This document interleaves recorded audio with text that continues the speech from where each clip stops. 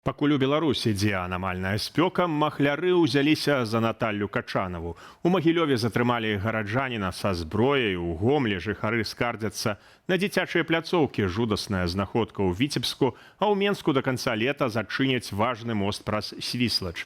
Вітаю, Владзіслаў Корсак у студыі, лайк, падпіска, калі бяспечна. Пачынаем праграму Белсат онлайн. Наталля Качанава цяпер гераіня не толькі мемаў, але і інструмент махляроў. Тыя пачалі выкарыстоўваць імя старшыні Савету Рэспублікі для рэкламы псеўдаінвестыцыяў. У сацыяльных сетках і на спецыяльных сайтах распаўсюджваецца фальшывая рэклама, аформленая пад навіны дзяржаўнай інфармацыйнай кампаніі «Белта». У ёй ад імя Наталлі Качанавай прапануюць укладваць грошы ў так званую інвестыцыйную платформу «Immediate Fortune». Фейкавая Качанава абяцае фантастычны прыбытак. Нібыта з 270 беларускіх рублёў можна зарабіць больш за мільён усяго за некалькі месяцаў. Пасля рэгістрацыі карыстальнікаў просяць пакінуць асабістыя звесткі, а затым пад рознымі падставамі выманьваюць грошы. Спецыялісты заклікаюць не пераходзіць праз падазроныя спасылкі, не паведамляць асабістай інфармацыі і не давяраць абяцанням хуткага ўзбагачэння, нават калі вы раптам давяраеце Качанаву. З 6 ліпеня ў цэнтры Менску абмяжуюць рух транспарту. На ўчастку праспекту Незалежнасці ад вуліцы Янкі Купалы да плошчы Перамогі пачнецца рэканструкцыя моста праз Свіслач у ваколіцах парку Горкага.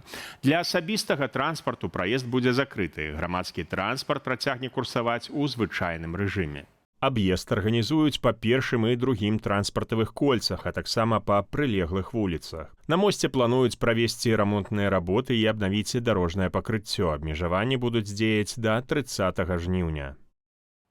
Адзін раз на год, як кажуць, і палка страляе, а здараецца, што і праўладны прафсаюз можа быць карысным. У Беларусі жанчына больш за 2 гады працавала на новай пасадзе з заніжаным акладам. Сталася гэта праз тое, што яна падпісала кантракт, у якім не ўлічылі прадугледжаную калектыўным дагаворам даплату. У выніку базавы аклад аказаўся меншым на 300 рублёў. Ад гэтай сумы разлічваліся зарплата, прэміі, надбаўкі, адпускныя і бальнічныя, таму за 2 гады работніца не даатрымала значныя грошы. Памылку нарэшце выявілі падчас прафсаюзнага правярання. У выніку, паводле беларускага прафсаюзу работнікаў лесу, наймальнік прызнаў парушэнне, падпісаў дадатковае пагадненне да кантракту і зрабіў перазалік выплатаў. Жанчыне даплацілі каля 9 000 рублёў. Маладая маці, якая жыве ў заходнім мікрараёне Гомля на вуліцы Амурскай, падзялілася фотаздымкамі, на якіх відаць высокую траву, занядбаныя тэрыторыі і састарэлыя дзіцячыя пляцоўкі. Паводле жанчыны, яны проста не адпавядаюць патрабаванням бяспекі. Найбліжэйшая ж сучасная дзіцячая пляцоўка размешчаная прыкладна за 20 хвілінаў хады ад дому. Чыноўнікі ж адказалі маладой маці, маўляў, паблізу на вуліцы Талаліхіна ўжо ёсць неабходныя, цытата, «малыя архітэктурныя формы», таму падставаў для размяшчэння новага абсталявання яны не бачаць. Траву ж косяць выключна паводле графіку. Жыхарка з такой пазіцыяй нязгодная ды адзначае, што ў іншых раёнах гораду сучасныя пляцоўкі з'яўляюцца нават побач са старымі. А яшчэ нагадвае, што ўсе бацькі плацяць аднолькавыя падаткі, а значыць, іхныя дзеці павінны мець роўныя ўмовы для адпачынку і гульняў. Ва Ўздзе 8гадовая дзяўчынка на ровары трапіла пад колы аўта. Паводле інфармацыі ДАІ, 63гадовая кіроўца «Шэўрале» наехала на дзіця на пешаходным пераходзе на вуліцы Навіцкага. Як паведамляе дарожная аўтаінспекцыя, дзяўчынка не спешылася і пераязджала праезную частку па зебры. Яна атрымала траўмы, аднак пасля надання медычнай дапамогі дзіця адпусцілі дадому. Яшчэ адзін наезд на пешахода адбыўся ў Гомлі. На вуліцы Пушкіна кіроўца аўтамабіля «Белджы» збіў 72гадовую жанчыну, якая пераходзіла дарогу па нерэгуляваным пешаходным пераходзе. Нагадаю, кіроўцам варта быць асабліва уважлівымі каля пешаходных пераходаў і загадзя зніжаць хуткасць, а пешаходам перад выхадам на праезную частку абавязкова пераконвацца ў бяспецы. У Магілёве затрымалі 52гадовага мясцовага жыхара, у якога ў дома міліцыянты выявілі арсенал зброі і выбуховых рэчываў. Паводле МУЗ, у мужчыны забралі карабін з аптычным прыцэлам, 2 асколачныя гранаты, больш за 2 кілаграмы розных выбуховых рэчываў, каля 100 патронаў да наразной агнястрэльнай зброі, а таксама элементы вінтоўкі і сродкі ініцыявання выбуху. распачалі крымінальную справу за незаконныя дзеянні са зброяй, боепрыпасамі і выбуховымі рэчывамі. Вядома, што мужчына раней ужо быў судзімы за аналагічнае злачынства і крадзеж. Увага! Уладальнікі аўтаў з чырвонымі заднімі паваротнікамі ўсё часцей сутыкаюцца з праблемамі пры ўездзе ў Польшчу. Рэч у тым, што у Польшчы заднія паваротныя сігналы павінны быць жоўтага або аранжавага колеру. Чырвоныя паваротнікі, характэрныя для многіх аўтамабіляў амерыканскага рынку, не адпавядаюць польскім нормам і могуць паслужыць падставаю для адмовы ва ўездзе.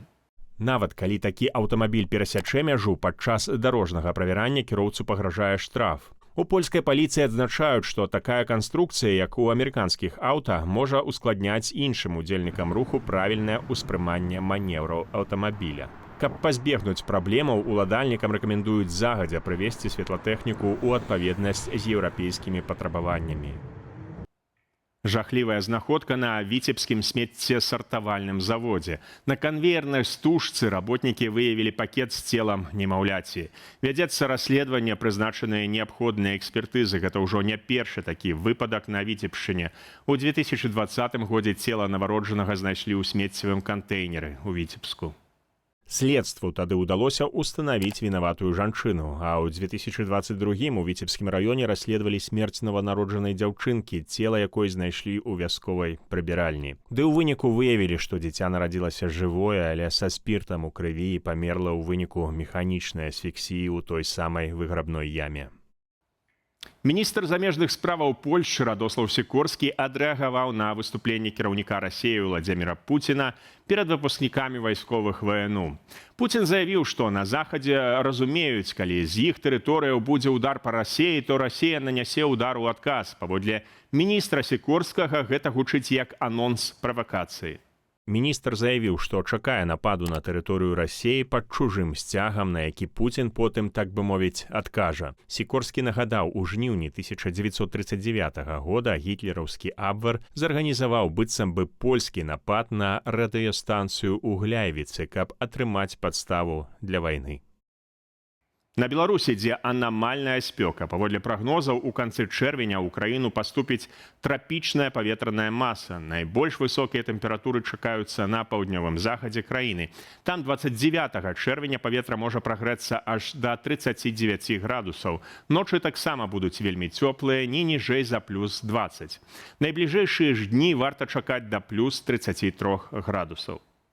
На астатняй тэрыторыі Беларусі прагназуецца да 35 цяпла. Сіноптыкі адзначаюць, што такія паказнікі сустракаюцца рэдка і могуць наблізіцца да абсалютных тэмпературных рэкордаў. Калі прагноз пацвердзіцца, Белгідрамет можа абвясціць для паўднёвага захаду краіны чырвоны, найвышэйшы ўзровень небяспекі. Акрамя таго, пасля змены трапічнага паветра на больш прахалоднае ўзрасце імавернасць моцных навальніцаў, шквалістага ветру і граду.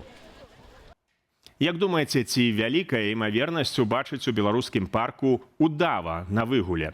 Ну, прынамсі, яна дакладна не роўная нулю. Імператарскага удава выгульвалі ў адным з паркаў у Мазыры.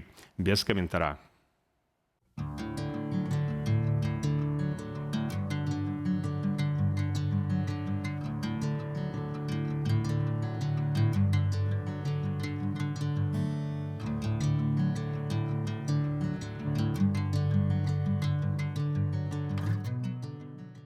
У Ашмянскім раёне Гарадзенскай вобласці працягваюцца мабілізацыйныя вучэнні з вайсковымі камісарамі.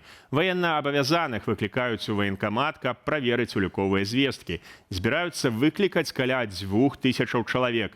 Вучэнні працягнуцца да 2 ліпеня. У іх межах таксама адпрацоўваюць камплектаванне вайсковых камісарыятаў і рыхтаванне рэзервістаў. Ну а Лукашенка, як ведаем, сабраўся ў, цытата, «длительную камандзіроўку». З чаго б гэта? На гэтым развітваюся, сябры, стаўце падабайку і падпісвайцеся на канал. Гэта вельмі важна для прасоўвання аператыўных і незалежных навінаў. Беражыце сябе.